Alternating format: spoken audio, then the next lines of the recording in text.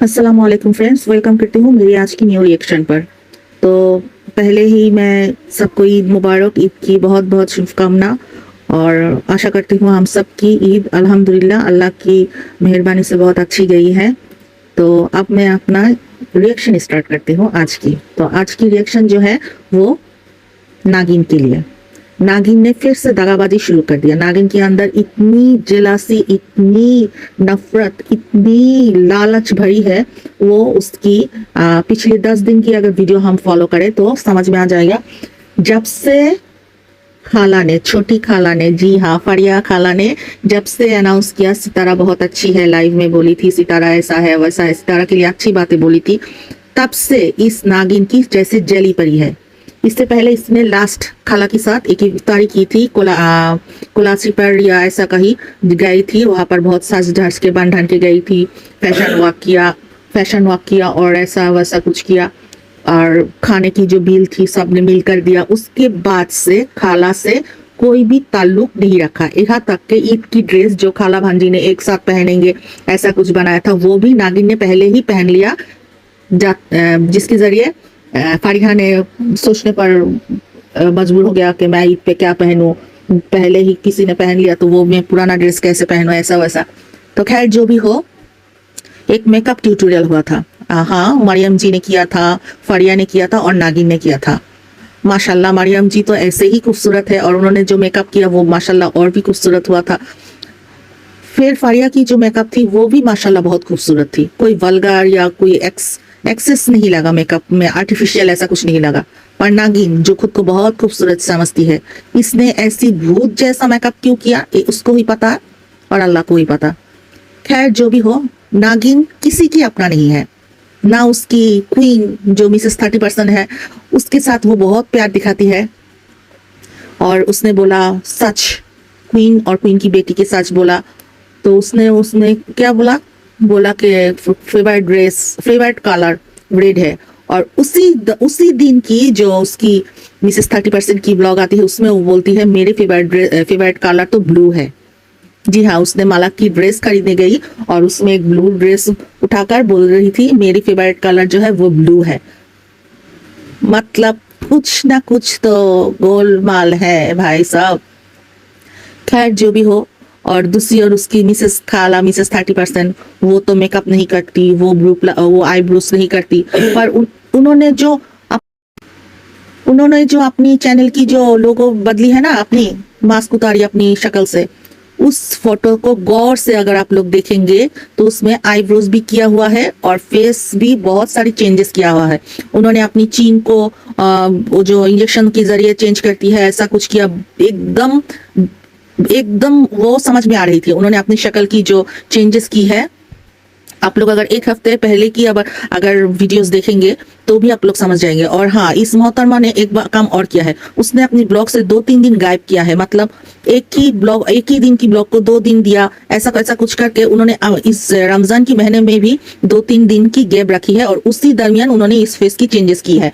अगर आपको यकीन ना आए तो मैं वो फोटोस लगा दूंगी तो आपको समझ में आ जाएगा। उन्होंने जो चेहरे की जो चेंजेस की, चांद रात को उन्होंने जो शॉपिंग गई थी उसकी शक्ल, उन्होंने उम्रा की जो शक्ल दी उसकी शक्ल और उसके पहले की शक्ल। एक्चुअली वो उम्रा पे गई थी या फेस लिफ्टिंग करने गई थी ये उसको भी पता है और अल्लाह को भी पता है।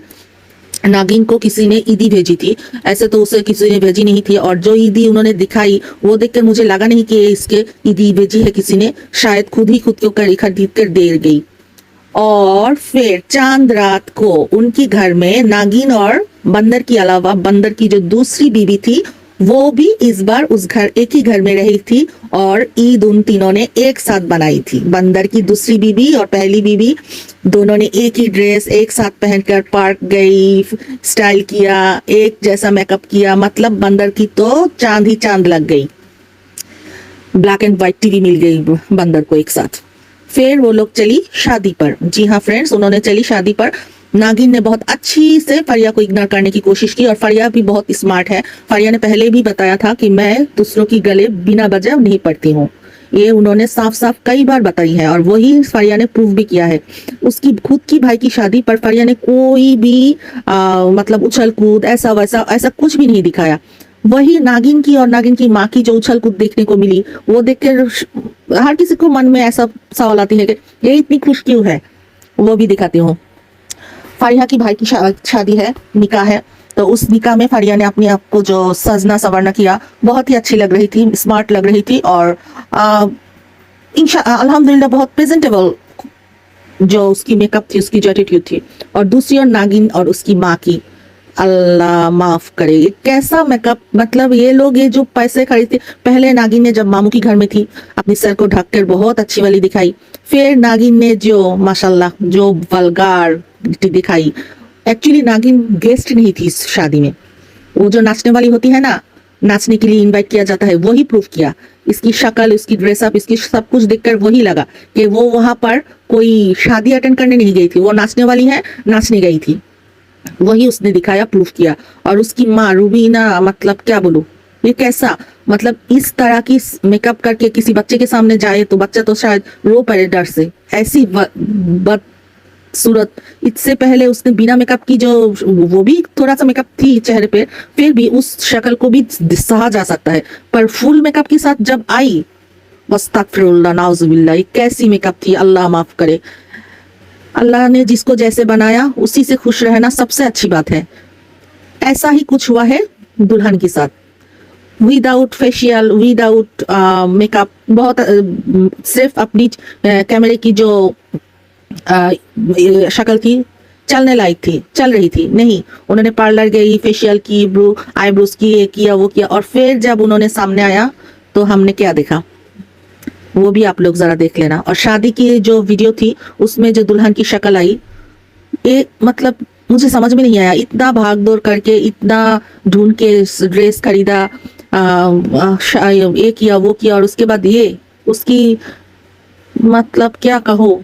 खैर जो भी हो, शादी तो हो गई है, आई मीन निकाह तो हो गई है। बाकी के हम सब देखेंगे आगे क्या होता है। पर एक बात साबित हो गई है, नागिन जितना नाच रही है, नागिन जैसे बोल रही थी, वो बहुत खुश है, दुल्हन उसके साथ रहेगी।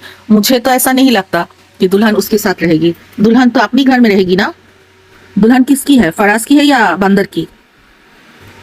खैर जो भी हो, जितनी भी ड्रामा आगे आएगी हम सब वो सब देखेंगे।